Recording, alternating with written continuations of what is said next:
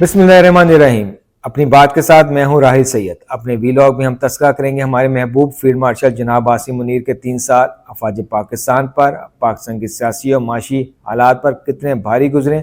इस पर बात करेंगे। हम बात करेंगे आसिम मुनीर के पास फ़ौजी ओहदों के अलावा कौन से गैर एलानिया सरकारी ओहदे मौजूद हैं। हम अपने वीलॉग में तस्करा करेंगे कि पाकिस्तान से जाने वाली बड़ी कंपनियों का कितना सरमाया पाकिस्तान में लगा था, कितने अफराद जो हैं वो बेरोज़गार होंगे। इस वीलॉग के आगाज़ में आपको बताते हैं कि 3 साल पाकिस्तान की अफवाज और पाकिस्तान के लोगों पर कितने भारी गुजरे हैं। इस पर हम आपका एक रिपोर्ट है जो central of research and security studies, ये एक इदारा है CRSS का, जो पाकिस्तान में होने वाली जो कार्रवाइयाँ हैं, दहशतगर्दी की कार्रवाइयाँ और उसमें होने वाली जानी और माली नुकसान के हवाले से अपनी रिपोर्ट मुरतब करता है। मुस्तनद इदारा है। इसकी रिपोर्ट आपको वेबसाइट पे भी मिल जाएगी, इनकी वेबसाइट पे भी, जहां उन्होंने हर साल के हिसाब से जो है वो पाकिस्तान में जो है वो जो सिक्योरिटी के मामला हैं उसका तस्करा किया है। अगर हम बात करें 2022 से अब तक की, तो मजमूई तौर पर अगर रफली उस रिपोर्ट का अंदाज़ा लगाया जाए तो 1000 से ज़ायद फ़ौजी जवान जो है वो दहशतगर्दों की कार्रवाइयों का निशाना बने हैं, अपनी जान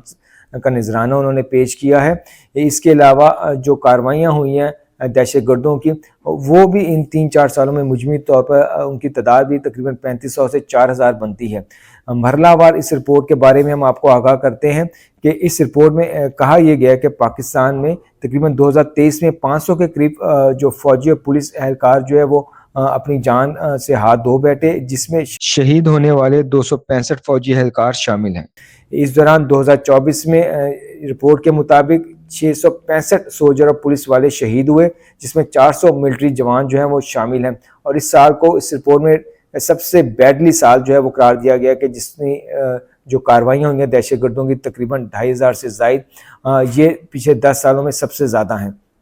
2025 में भी जो है वो समाही क्वार्टर वाइज इस रिपोर्ट में जो है वो तस्करा किया गया है कि पहली समाही में तकरीबन 402 के करीब फौजी और सिविलियन जो सिक्योरिटी एहलकार हैं वो शहीद हुए दहशतगर्दों की कार्रवाइयों में। अक्टूबर का जो दूसरा समाही थी, क्वार्टर था अप्रैल से जून में, उसमें 123 दहशतगर्दों के हमले जो हैं वो शहरियों पर हुए और 106 हमले जो है वो सिक्योरिटी एहलकारों पर किए गए, जिसमें मुजमई तौर पर जो सिक्योरिटी एहलकार हैं वो 123 जो है वो शहीद हुए, जबकि सिविलियन के जो अपना जान से नजराना जिन्होंने पेश किया वो 153 थे।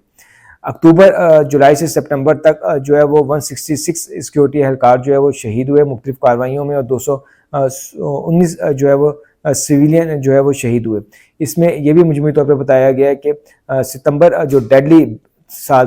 साल था, उसके मुकाबले में अक्टूबर में दहशतगर्दी की कार्रवाइयाँ निस्बतन थोड़ी कम हुई हैं, लेकिन अगर आप रिपोर्ट का जायज़ा लें तो बड़ी तादाद में सिविलियन और जो फौजी एहलकार हैं वो अपनी जान का नजराना उन्होंने पेश किया है। आईन पाकिस्तान ने और जो फ़ौज का जो दस्तूर है, जो आइन है कहा जा सकता है,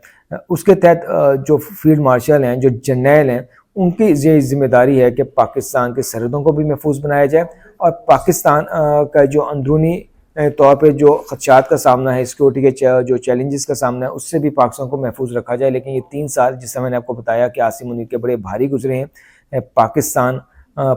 पर, पाकिस्तानियों पर, फौजी एहलकारों पर, खुसूसन बलूचिस्तान की और KPK के अवाम जो है वो दहशतगर्दों की कार्रवाइयों का सबसे ज़्यादा जो है वो निशाना बने हैं। आसिम मुनीर 3 साल दौर में मुकम्मल तौर पर अपनी ये फ़राइज़ सर अंजाम देने में जो है वो नाकाम नज़र आते हैं। दूसरी जानिब अगर उनके सियासी किरदार को देखा जाए तो उसमें वो बहुत ज़्यादा एक्टिव नज़र आते हैं। लगता है उनका सारा ध्यान जो है वो अपनी सियासी जो है वो जो उनके फोकस है सियासत का या सियासी मैदान का, उस पर उन्होंने मरकूज़ कर रखा है और उसमें जो है वो कामयाबियाँ समेटना चाहते हैं। वो जिससे मैंने आपको शुरू में बताया था कि 2 तो उनके पास बाकायदा तौर पर ओहदे हैं। एक तो चीफ ऑफ आर्मी स्टाफ का ओहदा जो है वो उन्हें जब बनाया गया, वो जिस तरह भी बनाया गया वो एक अलग बहस है। उसके बाद उन्होंने खुद फील्ड मार्शल का ओहदा अपने लिए जो है वो ख्वाहिश पे जो है वो भी हासिल कर लिया है। लेकिन इसके अलावा 3 गैर एलानिया ओहदे भी जो है वो इस्तेमाल करते हैं और किसी की ज़रूरत नहीं है हुकूमत की ख़ास तौर पे कि वो इस पर जो है वो चू चढ़ा भी कर सके। एक तो ओहदा सरबराह मुमलिकत का, जहाँ भी वो अपने आप को प्रेजेंट करते हैं, आप देखें उनकी बॉडी लैंग्वेज से लगता है कि वो इस मुल्क के सरबराह हैं। और आप वज़ीर आज़म जो आइनी वज़ीर आज़म फॉर्म 45 के ही सही, लेकिन जिस तरह وہ کھڑے ہوتے ہیں آپ کو اندازہ لگا سکتے ہیں کہ ان کی کیا حیثیت ہے۔ وزیر خزانہ کے طور پہ وہ بڑے ایکٹیو نظر آتے ہیں، آپ دیکھیں منرلز کا سودا کر رہے ہوتے ہیں، اپنی معدنیات جو ہے وہ کاروباری کے لحاظ سے جو ہے وہ پیش کر رہے ہوتے ہیں تاکہ پاکستان کے لیے یا اپنے ذاتی مفاد کے لیے جو ہے وہ فائدہ اٹھایا جا سکے۔ اس کے علاوہ بطور وزیر خارجہ آپ کو نظر آئیں گے، ہر جگہ پر وہ ماشاءاللہ پینٹ کوٹ پہنا ہوتا ہے انہوں نے، وزیر اور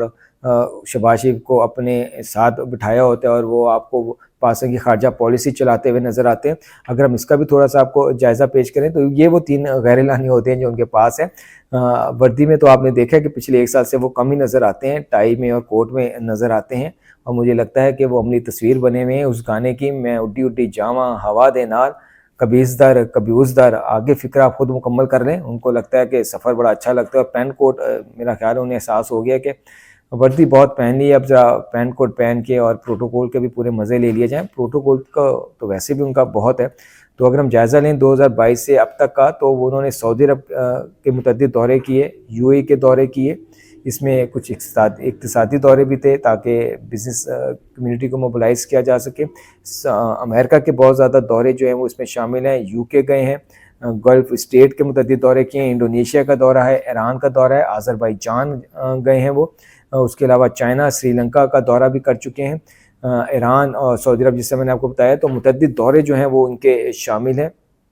اور اس کا بنیادی مقصد تو ایک طرف تو نظر یہی آتا ہے، جس طرح امپریشن دیا تھا کہ میں پاکستان کے معاشی حالات کو بہتر کروں گا، مختلف جگہوں پہ آپ وہ کہتے ہوئے بھی سنے گئے ہیں۔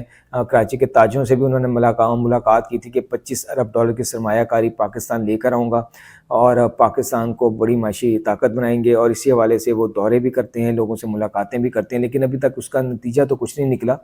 الٹا جو بڑی کمپنیاں پاکستان سے وہ بھی باہر جا رہی ہیں، اس پہ ہم بعد میں بات کرتے ہیں۔ ہم منرلز کا سودا کرتے ہوئے آپ کو نظر آئے، اور یہ پاکستان کے وہ منرلز ہیں جس کے بارے میں کہا جاتا ہے کہ 6 سے 8 ٹریلین ڈالرز کی یہ معدنیات ہیں جو امریکن کمپنی کے ساتھ 500 ملین ڈالر کا معاہدہ کیا گیا، جس کو اگر آپ سرچ کریں اس کو جا کے تو اس کا امریکہ کی اسٹاک ایکسچینج میں بھی کوئی بہت زیادہ ذکر نہیں ملتا، اس کے شیئرز بھی آپ کو کہیں نظر نہیں آئیں گے، بہت مالی طور پہ مستحکم پارٹی بھی نہیں ہے، لیکن اس کے باوجود بھی اس کے ساتھ جو ہے وہ معاہدہ کر لیا گیا پاکستان کے معدنیات کا۔ اور اگر دوسری جانب یوکرائن سے جو امریکہ سے معاہدہ کیا یوکرائن نے، اگر آپ اس کو دیکھیں تو یوکرائن نے کتنے مالی فوائد جو ہے وہ حاصل کیے ہیں، کتنے اربوں ڈالر کا واجب ادا جو امریکہ کے پیسے تھے وہ معاف کروائے ہیں، اسلحہ امریکہ سے جو حاصل کر رہا ہے، ایک فنڈ بنایا گیا اس حوالے سے، اور اس کی آمدنی کا بڑا حصہ جو ہے وہ یوکرائن پر جو ہے وہ خرچ کیا جائے گا۔ دوسری جانب ہم